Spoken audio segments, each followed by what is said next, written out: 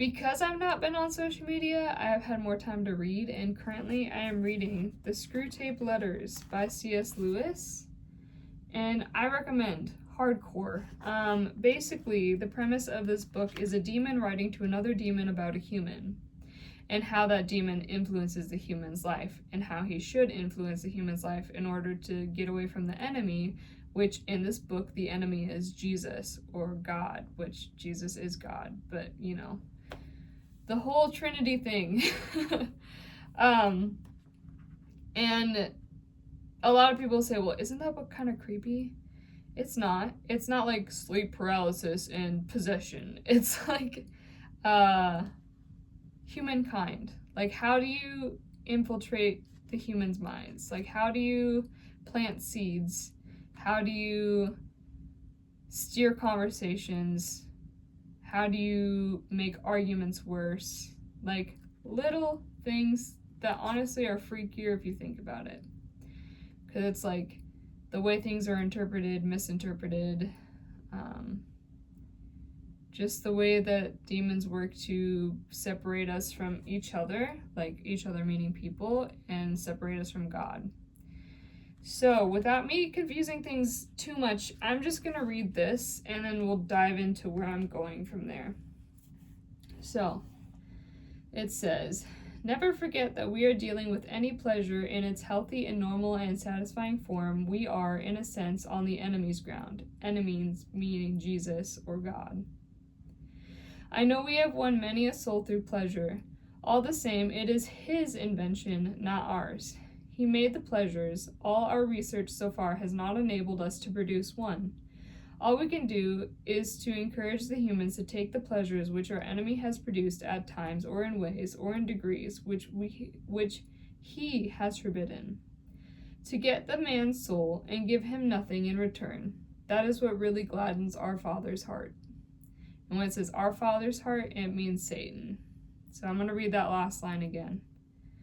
To get the man's soul and give him nothing in return, that is what really gladdens our Father's heart. What gets me about this is get the man's soul and give him nothing. That is so deep and crazy. That's what I felt like social media was doing to me. It was taking my soul and giving me nothing in return. And that's why I had to step back and say, I can't. And I'm not demonizing social media. I think it can be used for good and for bad, like most things. I just am one of those people that are all in, all or nothing, for healthy or for not healthy, for better or for worse. And I just had to cut it out because, for a while, I got it off my phone. And when I'm talking about social media, the ones that I'm talking about are Instagram, Facebook, TikTok. So months ago, I got rid of them on my phone. And then I only had them on my iPad. But then I'd be so good during the day, I wouldn't be on my phone because there's nothing to do on my phone. I'd be bored. I'd be reading a book or something. Or making a bracelet, or talking to people on my lunch breaks and stuff. But once I got home, I would get my iPad and scroll on social media. So it was like nothing really changed. I eventually got rid of TikTok, and then it kind of cascaded from there, where I started deactivating my accounts, or deleting my accounts on every social media. And I don't plan on doing that to this one, so do not fear. I will stay here. That rhymed. But, yeah, it's just been crazy to take a step back and be like, I'm done. Like, I can more plainly see what this is doing in my life, and it's not doing good things. And I think it's so beautiful that people can use it for a tool, or for a small business, or for socialization, but I could not. I did not. I would use it to escape. I would use it to distract. I would use it to entertain, and entertaining is not necessarily bad, but when I'm trying to basically escape from life, do something else, not live my own life, watch through others, start comparing myself to them, feeling like I'm not doing good enough. It just like was a whole slurry of a horribleness. It was just bad. And I'm not proud of it. And I've been doing that for years. And I know we grew up with social media, so it's just kind of part of it. But I was getting sick of all the time that was being claimed by social media, where I was watching people live the lives I wanted to be living. There we go. And I think it's so beautiful how God's timing works, because I'm doing this series where I'm going through the songs of my album that came out a couple months ago. I wish, a couple years ago. Maybe something will be in the works for another album. Anyway, just saying. I think his timing is great because I'm explaining the song 2 a.m. today. And the first line of this song is, "It's 2 a.m., I'm on my phone again, overthinking while I'm scrolling." And this is a song that broke the streams on Spotify. Made it to over 1,000. And I understand it's because we really can relate to these words. It's hard to see the beauty in me. I'm comparing and I'm questioning. Is there a need for my ministry if she's doing better than me? How can I be loved for me if I don't fit the box of beauty? Sounds like pretty much what any girl that I've ever met ever struggles with. Beauty comparison. Or you could really simply bring it down to comparison. It could be comparison about anything in life. Beauty standards, ministry, job, what you own, who you are, how you are, like comparing anything. And I think my favorite part of this song is the breath that I take.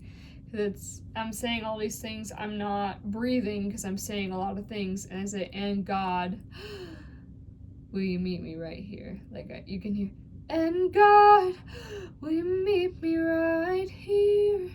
It's like an inhale of like, I'm trying to focus, like, please help me out.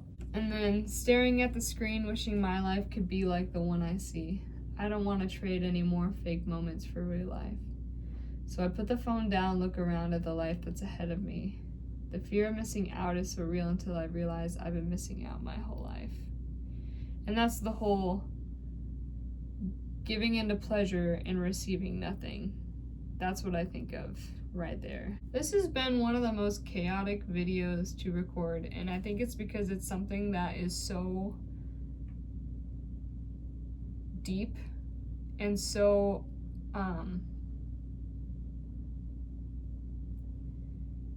so heavily used by the enemy that he doesn't want others to wake up and realize what's going on. And like I said, I'm not demonizing social media. I think it's beautiful for so many awesome reasons. Like, I'm on social media right now because I think YouTube is beautiful, and I'm not saying the other ones aren't. I just couldn't handle them.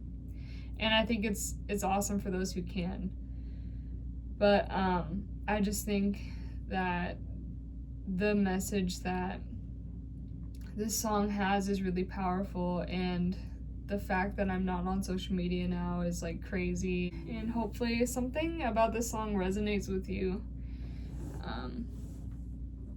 and you feel less alone in your struggle. It's 2 a.m. I'm on my phone again, overthinking while I'm scrolling. It's hard to see the beauty in me. I'm comparing and questioning. Is there for my ministry if she is doing better than me?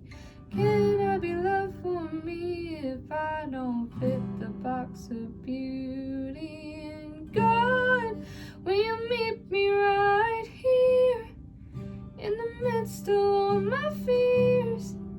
Remind me who you say I am. And God, I'm searching for your voice, but all I hear is noise. Remind me when the lies don't feel like lies anymore. I'm not where I thought I'd be. Am I feeling my mind's repeating? I have so many big dreams, I'm in the waiting. Am I settling? Is there room for both of us if I don't seem to measure up? Why can't I be happy when we are both on the same team? And God, will you meet me right here in the midst of all my fears? Remind me who you say I am. And God, I'm searching for your voice, but all I hear is noise. Remind me when the lies don't feel like lies anymore. I'm staring at the screen, wishing my life could be like the one I see. But I don't want to trade any more fake moments for real life. So I put the phone down, look around at the life that's ahead of me. The fear of missing out is so real until I realized I've been missing out my whole life. Different isn't always good or bad, right or wrong, it's just different. All of us are needed, we are made uniquely with a purpose. So why do I talk to myself like I'm not wanted, like I'm not needed? I wouldn't talk this way to a sister. I feel so defeated. And God, will you meet me right here in the midst of all my fears? Remind me who you say I am. And God, I'm searching for your voice, but all I hear is noise. Remind me when the lies don't feel like lies anymore.